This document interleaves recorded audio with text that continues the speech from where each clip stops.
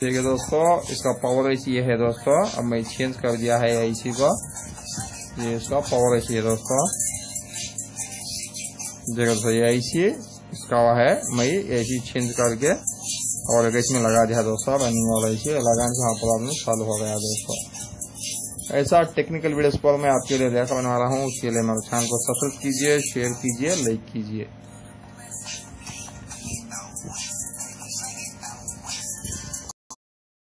नमस्कार दोस्तों, आप सभी को बादशाह इलेक्ट्रॉनिक्स यूट्यूब चैनल से स्वागत है। अब देखिए दोस्तों, मेरे पास एक सैमसंग 210F J216 का मोबाइल है। इसमें रिंगर तो वर्क नहीं कर रहा है। देखिए दोस्तों, अब मैं रिंगर और एक लगा दिया है चेक करने के लिए।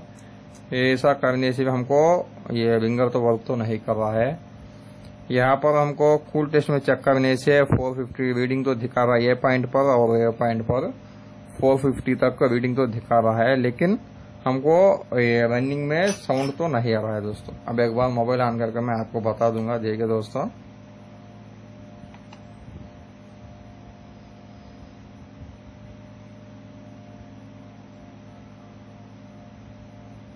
J2 Pro दोस्तों, ये Samsung Galaxy J2 Pro mobile है।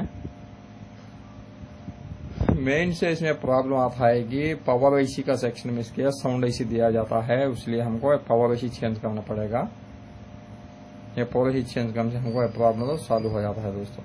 हमको ये रिंगर के दोनों पॉइंट पे रीडिंग दिखाने के बाद में भी हमको सप्लाई, हमको रिंगर साउंड नहीं आ रहा है, तो हम ये साउंड एसी प्रॉब्लम हो सकता है।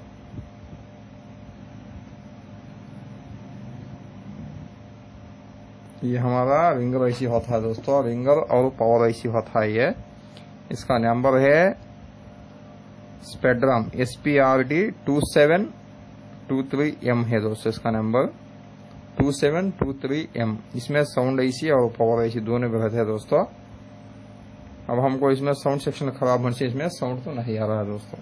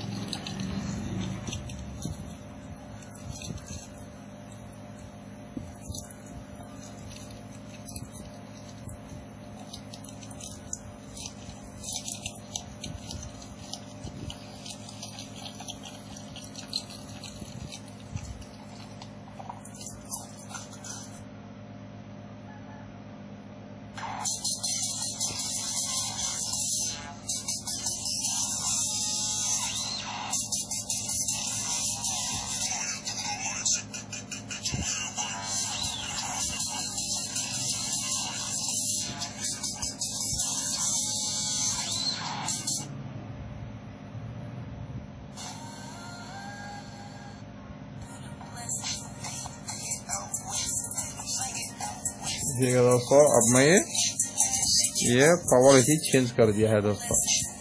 ये पावर एसी चेंज करने से हमको ये प्रॉब्लम तो सॉल्व हो गया है दोस्तों।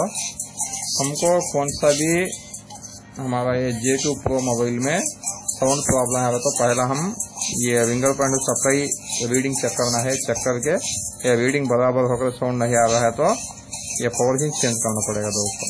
ये चेंज में प्रॉब्लम सॉल्व हो जाता है।